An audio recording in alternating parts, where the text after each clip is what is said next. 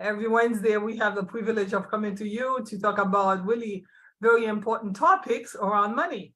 We say money encompasses everything because without the money, really, we cannot get anything done. Recently I've been watching online and I see all my friends are congratulating their kids. Some of them themselves are graduating from college.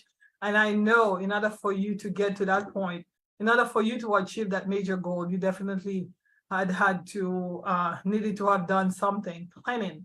And planning is very important. So tonight we're going to talk about why financial literacy is important. Because I know for me, I don't know about you, ever since I was a child, I was told by parents who perhaps were not financial gurus, but they knew understanding some basic concepts about money and finance would be very important for me to build a really sustainable future. And but the more you know, sometimes the more you need to know, because I know right now it is become increasingly more difficult for even those with copious knowledge about finance or financial planning or financial management to even be able to survive and be sustained in this economy. So tonight we're gonna have this conversation with Curtis. Curtis has been on the show many times, and I love to have him on because he's a financial coach, and he's gonna break down to all of us and help all of us understand why is it important to understand the principles of finance and financial planning. At the same time, too, there's something else that you need to understand in order for you to be able to have the sustainable financial life that you all desire. So without further ado, I would like to welcome my friend who is on tonight, Curtis. Hi, thank you again for saying yes to today's show. And I'm so excited to have you on. Please introduce yourself again for those who haven't seen you. And yeah, we want to have this conversation. Absolutely. I appreciate you for having me on, like you said, many times, and I will come as many times as you allow me to. My name is Curtis Chambers, financial coach with CLC Consulting, LLC. And, I approach financial wellness and financial literacy from a slightly different view than a lot of people. I would say, dare say most. I come from a trauma lens. So when I come from that angle, it's not something where I believe like financial planning is the whole solution. There's more to it that undergirds it, and I like to dig deep, and we'll explore that probably in the next Yeah. 30, 45 minutes. Yeah, Curtis, that's exactly the reason why I felt like you would be the perfect person to have this conversation, because the idea of trauma, and I know I've experienced trauma when it comes to financial matters, and I know so many families have dealt with that as well. So it's very important for me to cover this type of comprehensive, to tackle this financial literacy concept comprehensively. So why don't we start with, it's elementary, but you know what? On this show, we say that it's never the information that we want to convey has to meet the need of those who have never heard it before. So yeah, why don't we start with the idea of what is financial literacy and what is financial literacy? When somebody said, I want to become financially literate, what does that mean? Yeah, well, when someone wants to become financially literate, the hope is that they're hoping to gain a better understanding of how to effectively use financial skills, things in personal finance, the management skills such as budgeting, saving, investing. So you're hoping that you can get a broader scope of just some of the things that we take for granted. So it's good to slow things down and just cut it down to the bare knuckles. It's the ability to learn different financial skills, including your personal financial management, which entails budgeting, Yeah. saving, investing. Yeah. So let me ask you, because I know right now so many folks are graduating from college, and for some people, it might be, let's say, a bachelor's degree, and they think, "Oh, I'm done learning. Now I can go sit down and do nothing else." So is financial literacy something that you do once and then you say, "Oh, it's over," or is it a lifetime journey? I guess I would ask someone, and my facetious side would ask, would it be okay if I sit next to you if I told you I just showered once and that was it? Like, hey, I already took my shower. I scrubbed really well. Uh-huh. Matter of fact, how about, since you said bachelor's degree, how about I showered, from kindergarten all the way through primary school to college, 4 years of college, and I showered, but now I'm all set. I'm not going to Yeah. shower anymore because I did it for 15 years.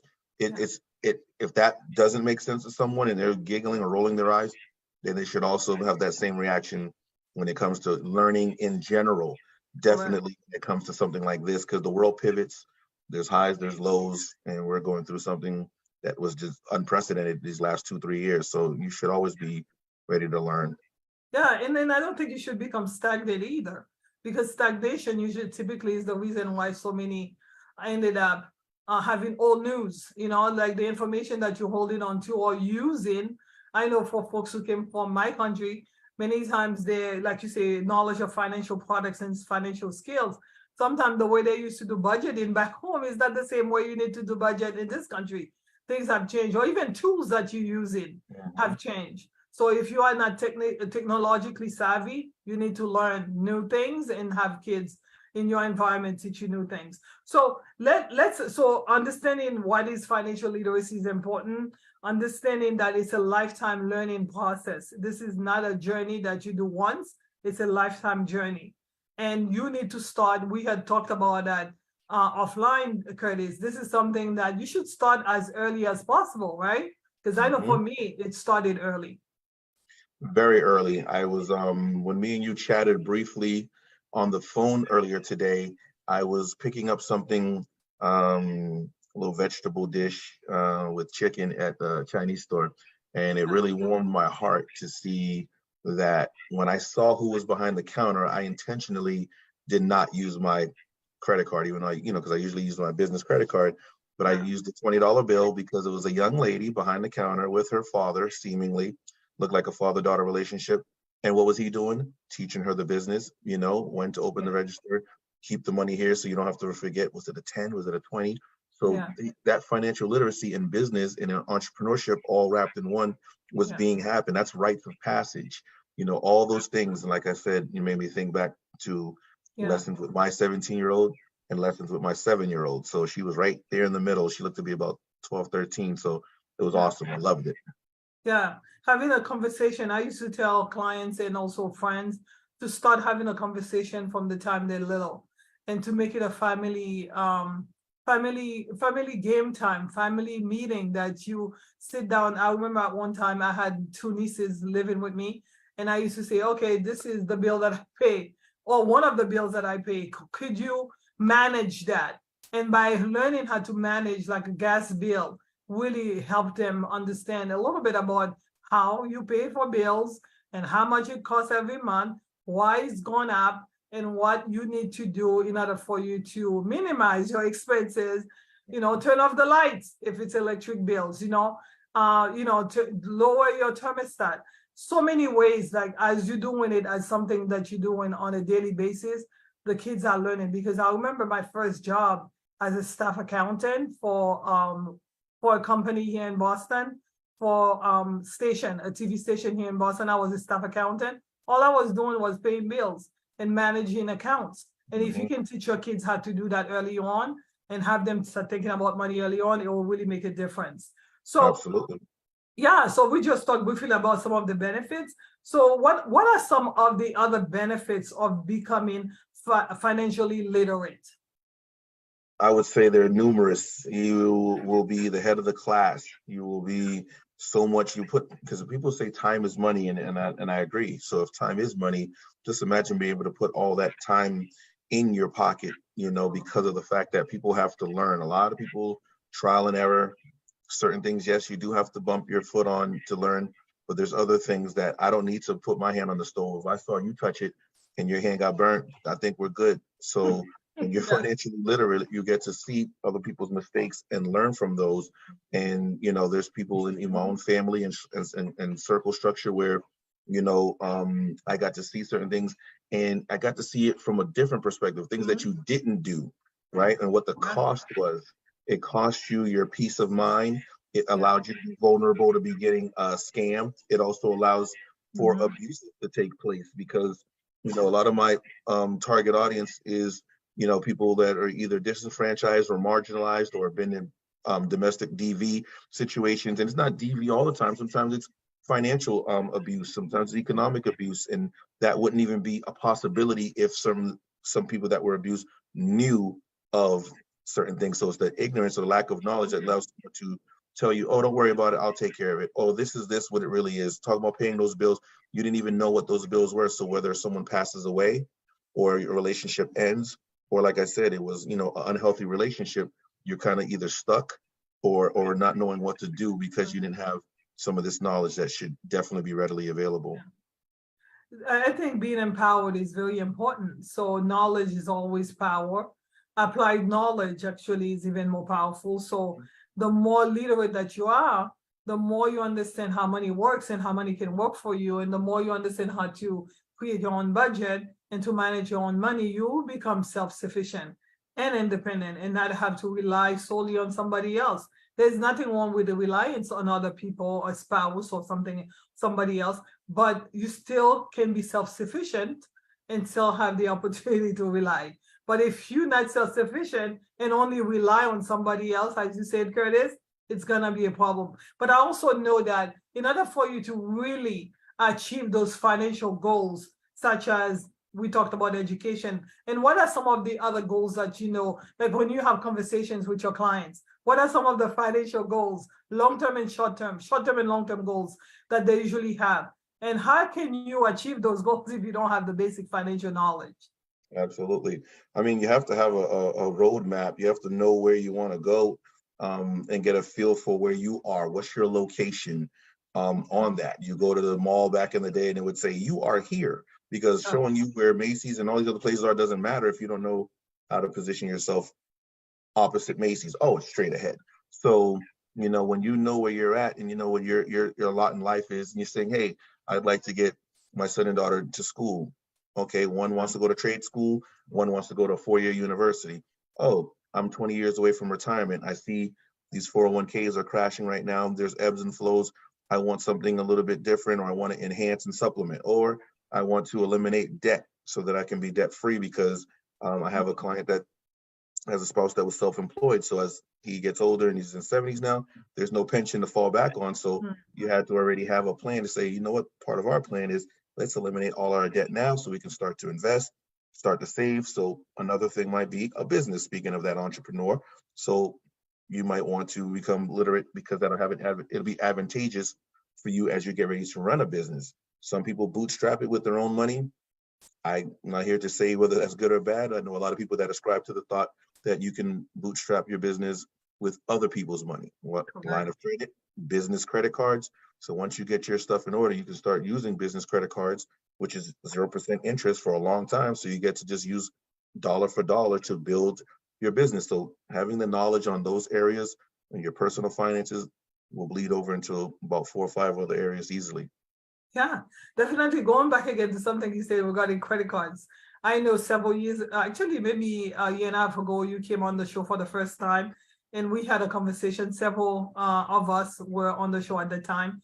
We had a conversation, and it says here, one of the studies that I was looking at, it says from 2000 to 2022, most people have shifted from using cash to credit.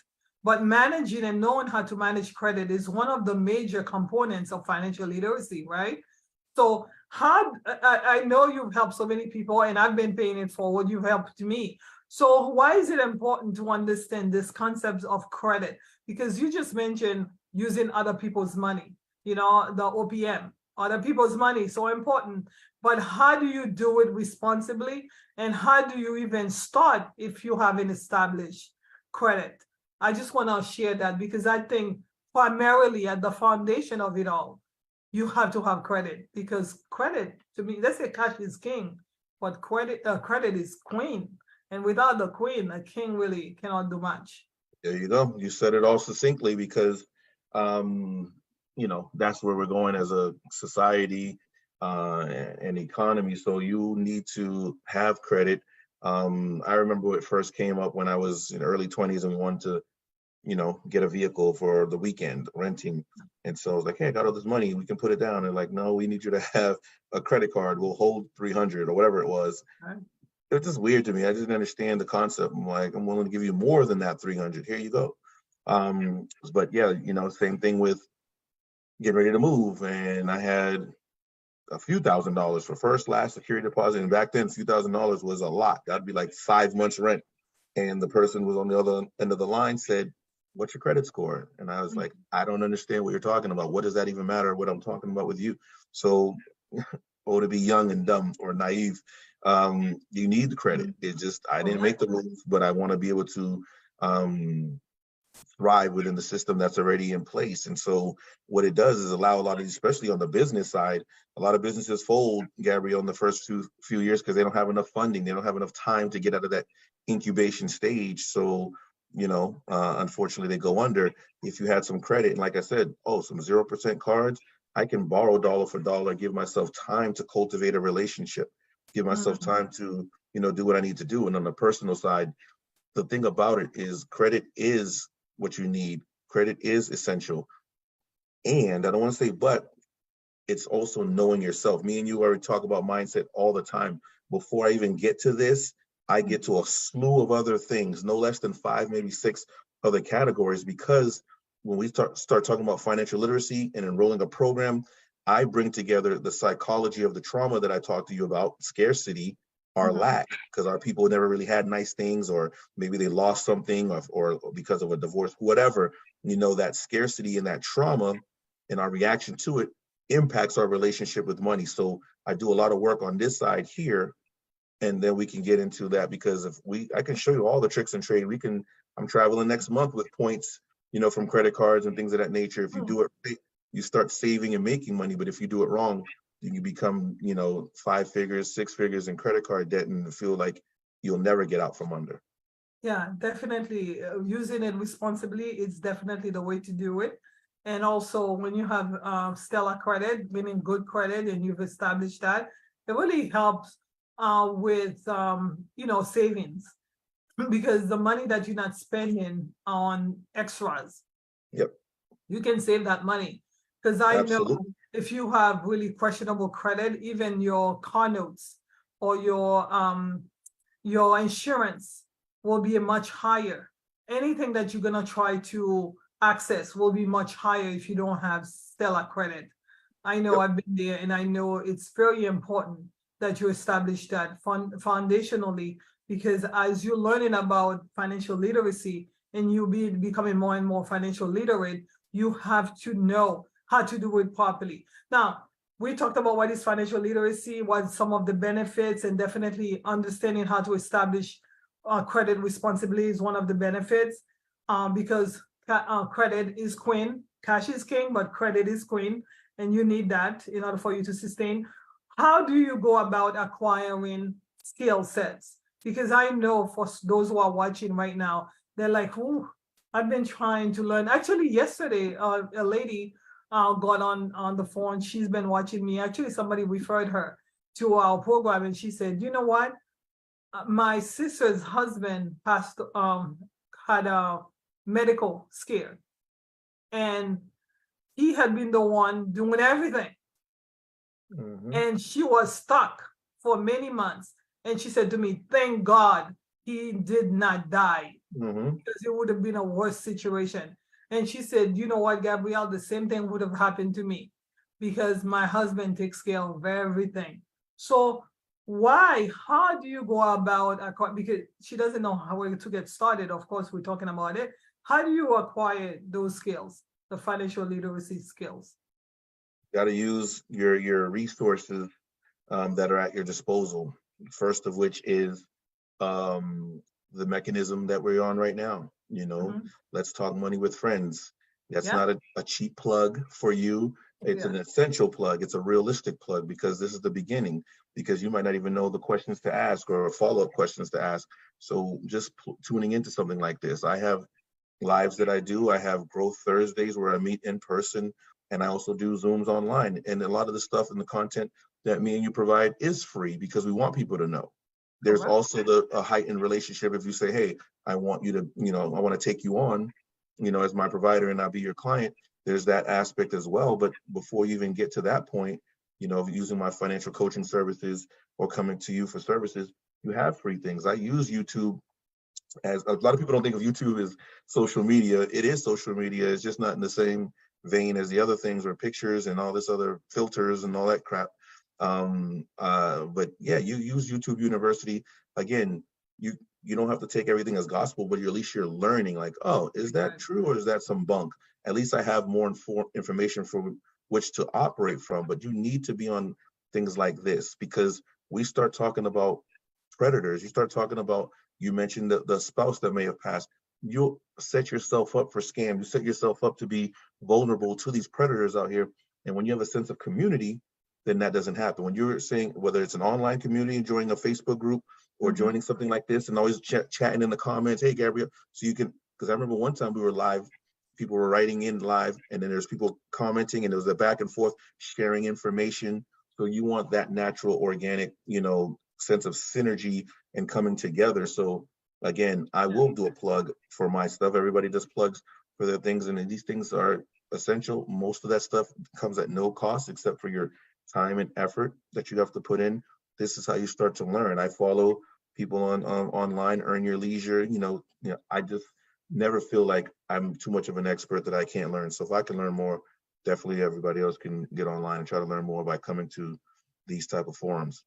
Yeah, I love you say you're never too much of an expert, and you've said that numerous times on the show and offline talking to me, because I remember years ago, because I wasn't too much of an expert, because sometimes you probably know, but when you are bombarded with life challenges and you're going through so much, sometimes you don't have the time to really think thoroughly. You're not thinking strategically about what you need to do for your next step. So it's very important to take time to, I love to read books, and if you like to read, pick up some books. This is a free audio. I was talking to somebody offline. She said, you know what, Gabrielle, people are so happy with audiobooks. And I'm like, this is an audiobook. You just, if you're driving an hour, Play it. put it on your cell phone and listen to your Bluetooth. Just do what you need to do in order for you to become more and more financially literate. Because at the end of the day, if you think you're too much of an expert to get anything from a talk like this, from a conversation like this, that's Yep. when you already lose. Because again, I don't know if you're familiar, Curtis, every single year you get friends and family sending you GoFundMe. Someone Yes. just passed and I would like to do a GoFundMe because he's leaving three children and a wife and he didn't have insurance. What do you say? I know personally, I said, no can do. I do not cannot, think- Yeah. because everyone thinks that their situation is unique. And so I've had no less than 2 dozen of these type of things come, in a succession of like 2-3 months. So Mhm. how can I give of that? I'm not wealthier than Oprah or Jay-Z or what have you. So Yeah. get it from them, or you have to do something, because these conversations that we're having now, while whoever's listening to the sound of my voice, you're at your baseline right now. Nobody's dead. At least you're listening to it. So, but when I tell you that and you don't get a life insurance policy because you think, oh, she's just trying to get rich off me or something like that, or some other cultures that don't even believe in it. I have them in my own family. There's people that just, they think that if you talk about it, it's taboo. So it's like, oh, so if we don't talk about it, will you live forever? Or if we don't talk about it, will you not ever get into an auto accident? So I got to get past some of those things. And if you can't, that's fine. I won't judge you. The same way when you come back, I always live off this principle that I heard 4 or 5 years ago. Lack of preparation on your behalf does not constitute an emergency on my behalf, because you had a chance. We already know people are paying how much for YouTube TV right now? How much are they paying for all these gadgets and Amazon Prime and audiobooks and things of that nature? That's not to poo-poo any of those things. I'm glad you like it. I love it. I'm just saying that you have the money. We know you have the buying power to buy a policy that's $20 a month, $40 a month, sometimes $50, $60 a month, and that you would have some insurance. Some of those actually gain cash value you could even borrow from and things of that nature, but you're not in the game. You're not in it to try to learn. It's just that when the time comes and there's the oblique moment, now you want to have your hand up. That's why I just personally can't do it. I'll put your link on the site if you need me to, but I'm not contributing in that way. Yeah. Unfortunately, I do the same. I don't contribute to anybody's stories, because I know I've been talking about life insurance. I've been talking about retirement planning. I've been talking about financial literacy since many moons. Almost 20 years. Pushing I've 2 been talking decades. about this. Yeah, and especially because I've been gifted with multiple languages. I do it the learning, the education that I got, that I paid a lot of money for. You see, Mhm. people are getting congratulated for during this holiday. I would say Yes, holiday during this season. Everybody's getting congratulations online. That expensive education I paid for it years ago. They're all over years, here. And that years. education, I did it in English, and I've Hmm. given it and I've translated it in my own native language to share with the people that I'm familiar with. And if that person has not taken the time to listen because they're too busy doing other things and now they're in a bind and they're looking Yep. for support, I will not support, because I feel like you can become financially literate as soon as possible. Because again, we talked about the importance of starting early, because many of the products that we just mentioned, especially insurance, the earlier you do it, the better off you'll The be. better. Whether The it's better off insurance, you'll whether be. it's for what with 401k, whether it's just a savings, Mhm. even though I don't, savings in and of itself, that has no compounding effect in terms of an interest, but just the fact that if you just did $20 a week and you forget about it, and oh wow, this is $5,000 or $2,000 Yeah. or whatever. So just that starting early is always way better than starting later when you learn what compounding does. But it's just a situation where it's a mindset. That's why I said what I said. I come from a trauma informed lens. I'm Tom certified, which is the trauma of money, out of Canada. And I love it because they get into these other things. And some of those other things led those people to do and choose things that were taking care of themselves. So I'm not judging you. We Mhm. just need to challenge some of those things to say, if that's working for you, fine, keep it. If it's not, you need to tweak some things. Don't just wait and there's a fire in your home and you didn't even know, you and your family didn't come up with a plan. You don't know where the fire extinguisher is at. No, we should be doing. That's why the budget is there. That's why these other things are there so that you can see, oh Mhm. wow, I am spending a lot of money on these subscriptions. Oh, there is some money for me to afford to get a policy. So if you're willing to do that and learn, I want to talk to people when they're right here in their baseline, not when they're hyper or hypo aroused because of a fire. Yeah. So you said willing and able, because sometimes people are willing, but they're not able, and they're not able because they lack education. So that's why it's very important to have humility and to be humble enough to say, you know what, I need to seek help. I need to look for help, and I need to not scroll past a show like this, but I will listen so that I could get the information that I need to get, and I'll share with somebody else. There are tons of podcasts out there. Mine is one of them. And there are many, many, many different workshops out there. And Curtis has one that he's going to share a little bit more. But I just want to say, Curtis, again, you talked about how not to be relying only on a spouse because people could die, right? And people could, for your peace of mind, it's very important that you become self-sufficient yourself. Do not rely solely on a spouse, because at the end of the day, if you do, it could be detrimental, right? Long Mhm. term for you. Absolutely. And I heard from someone a long time ago, it was a husband and wife team, both successful independently and collectively in Correct. tandem. And what I really liked about their relationship is he said, she's with me because she wants to be, not because she has to be. And Correct. so, I took that, you can take it many different ways, but, because sometimes people are in a situation, it isn't just male to female. It doesn't matter the dimensions or the dynamics of it. It's just someone reliant on another for whatever reason. When you can say, you know what, we both have our own. So that Mhm. way, hopefully you do know that this person's with you because they want to be, because I definitely can afford my own place or I can afford to do Mhm. whatever, but you're doing it because you want to. So I want to make sure I set up my partner for success. Right. As Alexa tells me to get my son in the tub. We already did that. Yeah, So, yeah. yeah, the idea of like, oh, I'm the husband, and yes, you want to be the provider, yes, you want to be the head of household, if that's the way you want to run your household. But I think it's so important again to have that family reunion and say, this is what we're doing, and this Hmm. is how we're doing it. That doesn't mean somebody cannot make the final Exactly. decisions for the Yeah. family, but everybody should be in the You know. should be knowledgeable. Yeah. Exactly. That would be like if we're just all in the car, we're going on our summer vacation, and me and you are in the front and two, three kids in the back. And I don't tell, well, let's say you're driving and you don't tell me or the kids, Where we're where we're going. going. And it's like, doesn't make any sense. We should, like, why is it a big hush hush thing? Why is that, that's that's that dividing mentality, whereas we should be coming together and having that conversation, or making the game, who can find this, and play the license plate game, and let's count down the miles and do math. So there's so much opportunity to have fun and learn when you're doing that, as opposed to just sit there and be quiet and because I said so.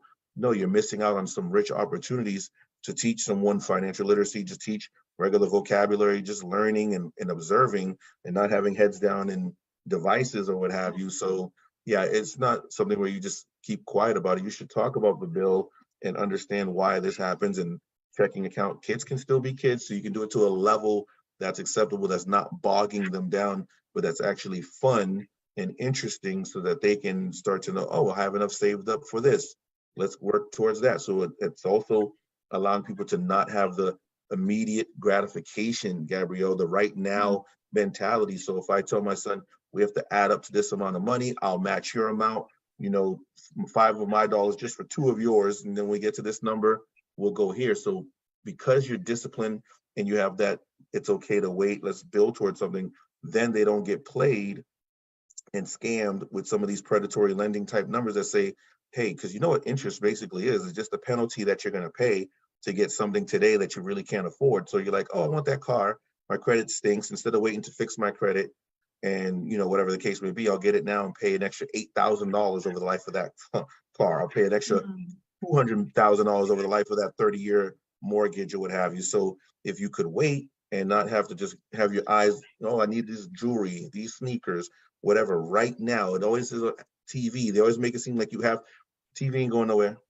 Yeah. So just wait, you have to have that patience. So that's why I get back to the mentality and that scarcity mindset. When I start talking about that as it pertains to trauma, what have you, that scarcity will have you making decisions that you probably in a sober thought thinking mind would not do. So that's again where the work is. Yeah, delayed gratification is definitely something that we need to learn as we plan in and doing what we need to do. We all have made mistakes, you know, nobody's perfect, but at the end of the day, if you have foundation, you definitely will be able to get up and start over or continue in your journey.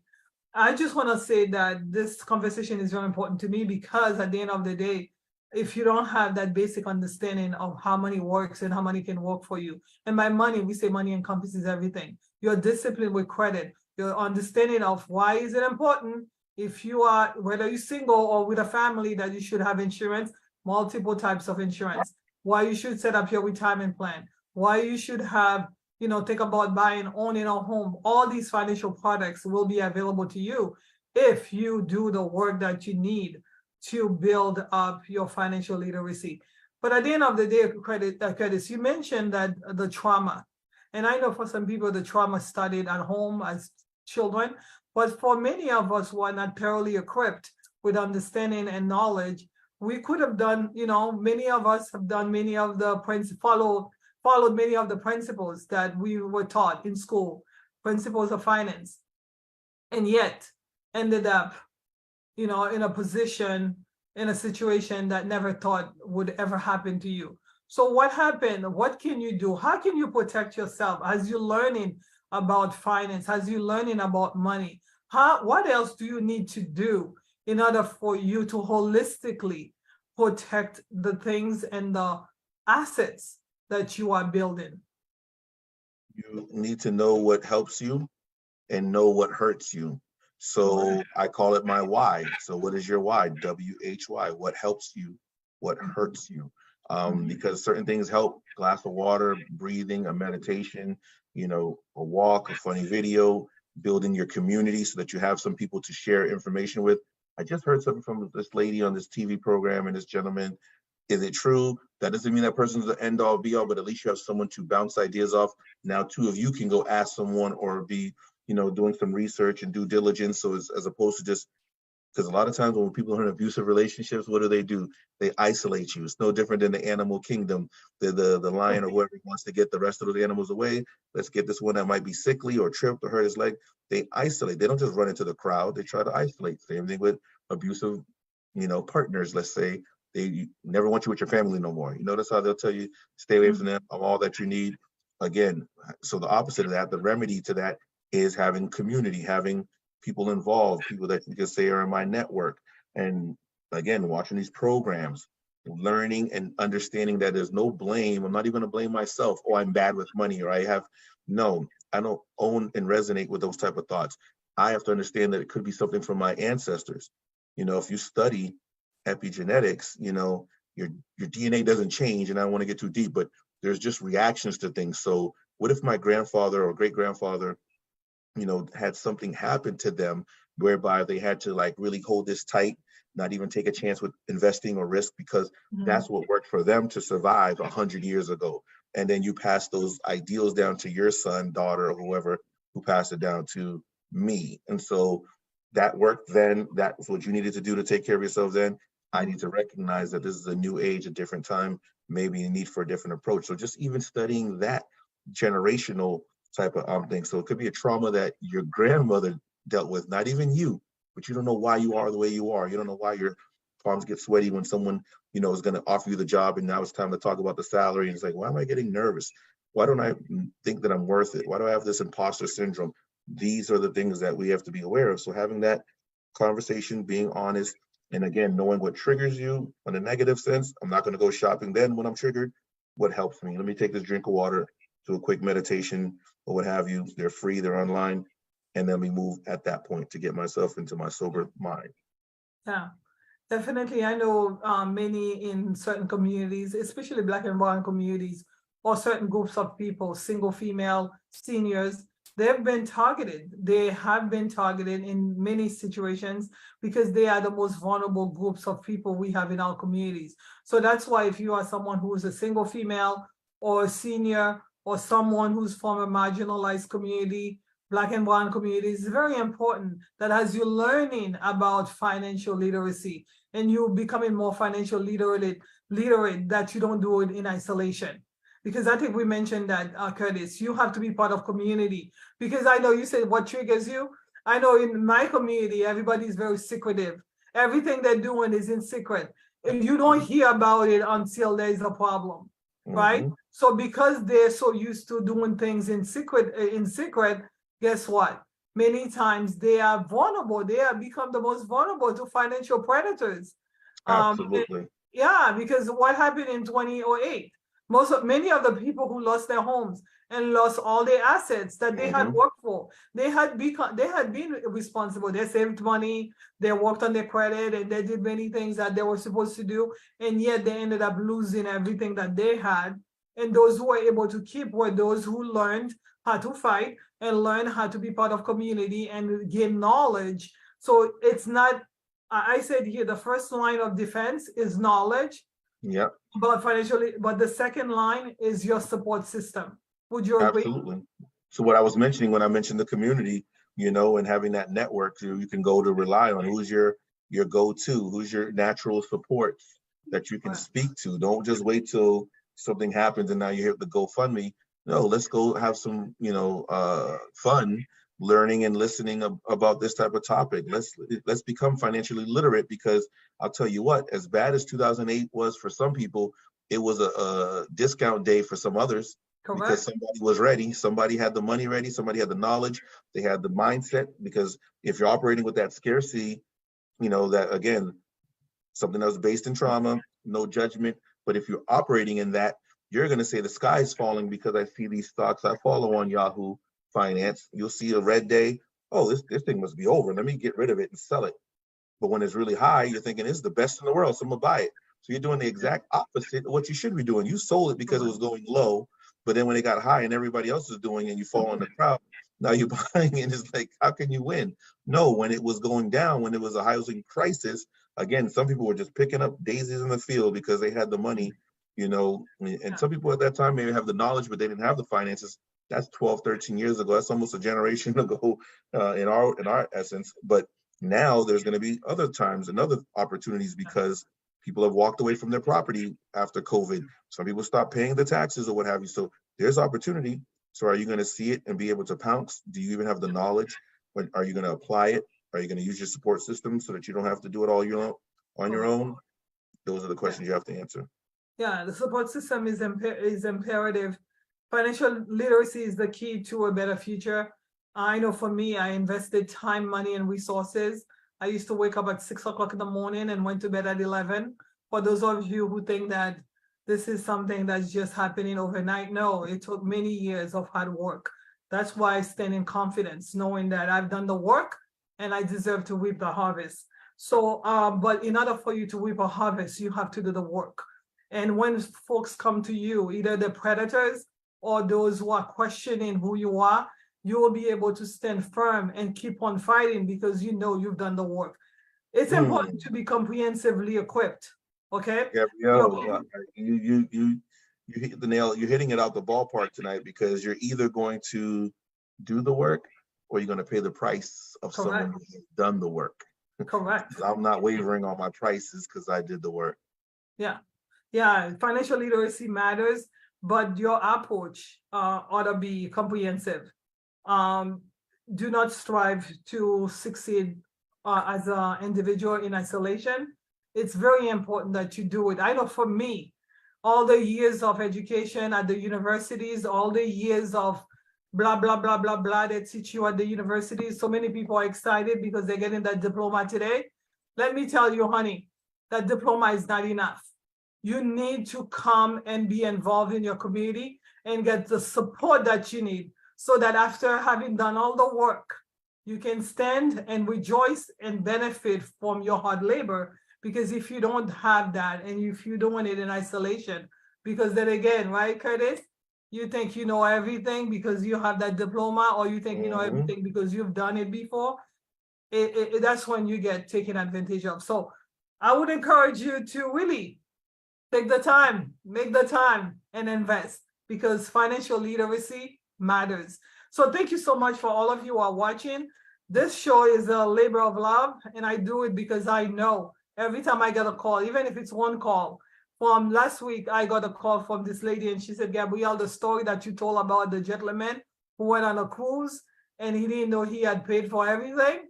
He kept eating crackers and noodles in his cabin.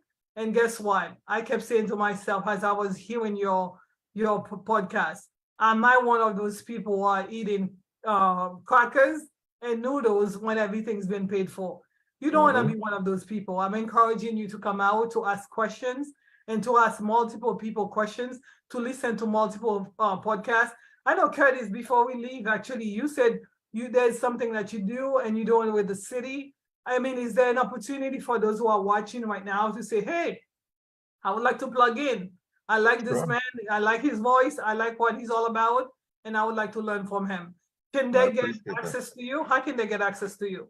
The most direct way is to call 617-938-2370. That's my number. I changed my name on the screen here to the website so someone can grab the website. And if you're listening in or here visually impaired, it's clcconsulting.org, clcconsulting.org. There is a couple of events. I was fortunate enough to do something with Boston Public Schools through the city, and there will be others. And so you can plug in and I give you more details on that.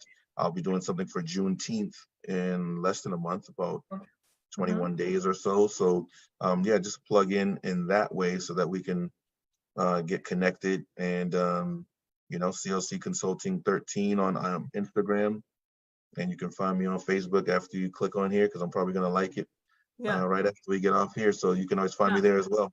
Yeah, knowledge is power, folks. The more knowledgeable you are. Listen, this show is for everybody. How do I know? As someone who's worked in financial services for a long time, I've been at the doctor's office, I've been at the lawyer's office, I've been at the CEO, you name his office. And many of them are oblivious. They're not aware. They don't know.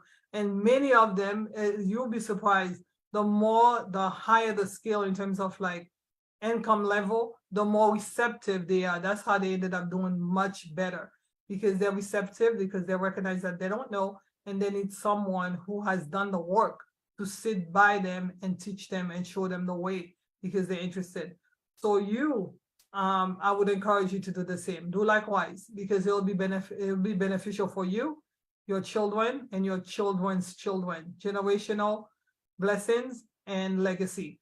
Thank you so much for your time. Have a blessed day. Please tag, share, make a comment. Let your friends know that every Wednesday, Let's Talk Money with Friends is sharing really relevant and timely information that you and your friends can really hold on to and make something out of. Thank you so much for your time.